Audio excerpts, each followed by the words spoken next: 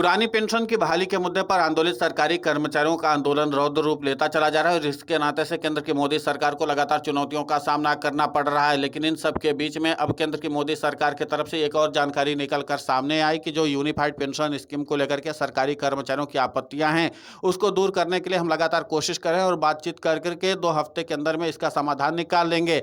लेकिन इस समाधान से पहले ही केंद्र की मोदी सरकार की तरफ से एक और नई गाइडलाइन जारी की गई, जिसके नाते से सरकारी कर्मचारी भड़क उठे हैं।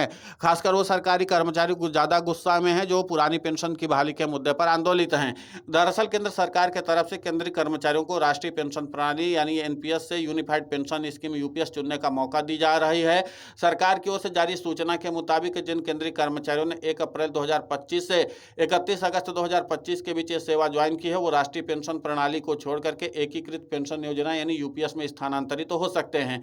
वित्त मंत्रालय ने मंगलवार को कहा कि यह विकल्प 30 सितंबर 2025 तक इस्तेमाल किया जा सकता है। यह समय सीमा उन अन्य पात्र श्रेणियों के लिए पहले से तय की गई थी और यह तिथि के अनुरूप है जिन्हें यूपीएस में शामिल होने का मौका दिया गया है। सरकार ने 1 अप्रैल 2025 से केंद्रीय कर्मचारियों के लिए राष्ट्रीय पेंशन प्रणाली एनपीएस के अंतर्गत यूपीएस को एक विकल्प के रूप में पेश किया है। यूपीएस कर्मचारियों को सुनिश्चित भुगतान प्रदान करेगा। यूपीएस उन केंद्रीय कर्मचारियों पर लागू है जो राष्ट्रीय पेंशन प्रणाली के अंतर्गत आते हैं और एनपीएस के तहत इस विकल्प को चुनते हैं। यूपीएस और एनपीएस के बीच चयन करने का विकल्प 23 लाख सरकारी कर्मचारियों द्वारा इस्तेमाल किया जा सकता है। 24 अगस्त 2024 को प्रधानमंत्री नरेंद्र मोदी की अध्यक्षता में केंद्रीय मंत्रिमंडल ने यूपीएस को मंजूरी दी थी। पुरानी पेंशन योजना के अंतर्गत कर्मचारियों को उनके अंतिम मूल वेतन का 50% पेंशन के रूप में मिलता था। ओपीएस के विपरीत यूपीएस अंशदायी प्रकृति का है, जिसमें कर्मचारियों को अपने मूल वेतन और महंगाई भत्ते का 10% अंशदान करना होगा, जबकि नियोक्ता यानी केंद्र सरकार का अंशदान 18.5% होगा। हालांकि अंतिम भुगतान उस धनराशि पर बाजार रिटर्न पर भी निर्भर करता है जो कि अधिकांशतः सरकारी ऋण में निवेशित होता है।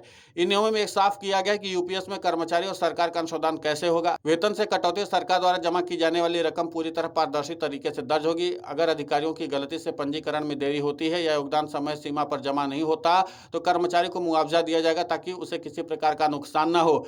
बावजूद इसके अभी तक सरकारी कर्मचारियों की मूल आपत्तियां ये थी कि यूनिफाइड पेंशन स्कीम में कई सारी भारी गड़बड़ियां हैं जिसको सुधार करने की जरूरत है। लेकिन अभी केंद्र की मोदी सरकार की तरफ से उस सुधार पर ज्यादा चर्चा नहीं की गई है। जब पेंशन अदालत लगाई गई थी केंद्र की मोदी सरकार के तरफ से, तब यूनिफाइड पेंशन स्कीम को लेकर के बहुत सारी खामियां निकल कर सामने आई थी। उसके बाद केंद्रीय मंत्री डॉक्टर जितेंद्र सिंह और पेंशन सचिव वी श्रीनिवास ने इस बात को आश्वासन दिया था कि हम लोग बहुत जल्द यूनिफाइड पेंशन स्कीम में सुधार कर लेंगे। इतना नहीं, नेशनल पेंशन स्कीम को लेकर के भी सरकारी कर्मचारियों ने जो आपत्तियां दर्ज कराई थी उसमें भी सुधार की बात कही गई थी।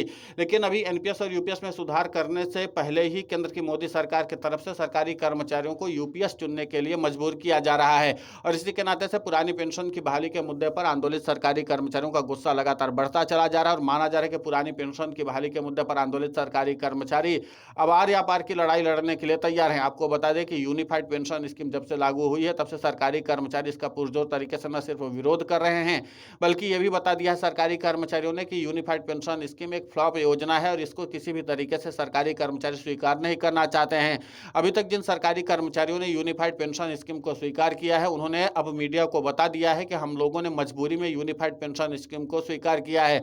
सरकार ने हमसे जबरन यूनिफाइड पेंशन स्कीम को स्वीकार करने के लिए कहा था और इसलिए हमने मजबूरी में इसकी तारीफ भी की थी और इसको स्वीकार भी किया था, जबकि हम किसी भी हाल में यूनिफाइड पेंशन स्कीम को स्वीकार नहीं करते हैं और नहीं इसको प्रमोट करना चाहते हैं। लेकिन अब केंद्र की मोदी सरकार की तरफ से एक जिद है कि जिस तरीके से यूनिफाइड पेंशन स्कीम लागू की गई है उसमें भारी तादाद में सरकारी कर्मचारियों को जोड़ा जाए। लेकिन आपको बता दें कि पुरानी पेंशन की बहाली के मुद्दे पर आंदोलित सरकारी कर्मचारी चाहे राज्यों के हो या फिर केंद्रीय स्तर के सरकारी कर्मचारी हो, वो किसी भी हाल में यूनिफाइड पेंशन स्कीम को स्वीकार नहीं करना चाहते हैं। और आपको बता दें कि यूनिफाइड पेंशन स्कीम के खिलाफ राज्यों के तो सरकारी कर्मचारी पहले से मुखर होकर के आंदोलित हो चुके हैं और आपको बता दें कि कई राज्यों की तरफ से यूनिफाइड पेंशन स्कीम को लागू करने की कवायद तेज कर दी गई है और बहुत जल्द सरकारी कर्मचारियों को विकल्प के तौर पर यूनिफाइड पेंशन स्कीम स्वीकार करने के लिए कहा जाएगा। लेकिन अभी पुरानी पेंशन की बहाली के मुद्दे पर आंदोलित सरकारी कर्मचारियों और उनके प्रतिनिधियों ने कहा कि सरकार की तरफ से चाहे कितना भी दबाव दिया जाए लेकिन हम यूनिफाइड पेंशन स्कीम को स्वीकार नहीं करेंगे। और उसकी वजह यह कि यूनिफाइड पेंशन स्कीम को अगर सरकारी कर्मचारियों ने एक बार स्वीकार कर लिया तो फिर वो किसी और पेंशन स्कीम में नहीं जा सकेंगे, फिर उनको यूनिफाइड पेंशन स्कीम में ही रहना पड़ेगा पूरा आजीवन।